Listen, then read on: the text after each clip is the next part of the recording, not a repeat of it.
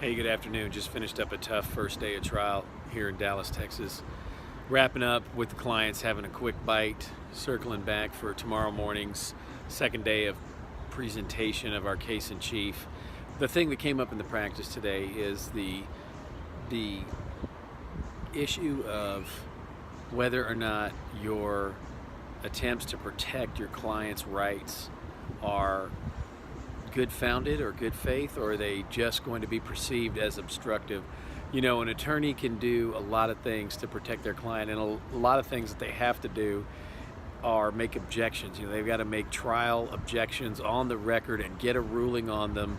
And if they don't, it will curtail or limit or even short circuit and prevent any argument to the right to appeal, because there's no objections that were made for the Court of Appeals to rule on and think that, hey, those are right, those are wrong, this could have altered the course of the trial.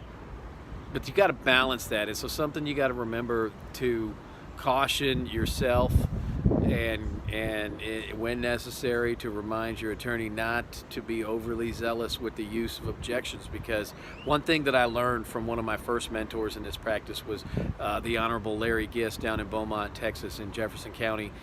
One of my first hearings, I think I made about 1 billion objections, and Judge Gist pulled me aside afterwards and he said something to the tune of, he's like, son, you've got so many objections going on there that you look like the little boy who cried wolf. So, you know, if you've got 10 objections to make, narrow it down to 3 and make it your best 3, because the Court of Appeals isn't going to rule on that any more than I am, and all that's going to do is tell the jury or the fact finder, if the judge is sitting as a fact finder, that you're obstructive and you like to fight.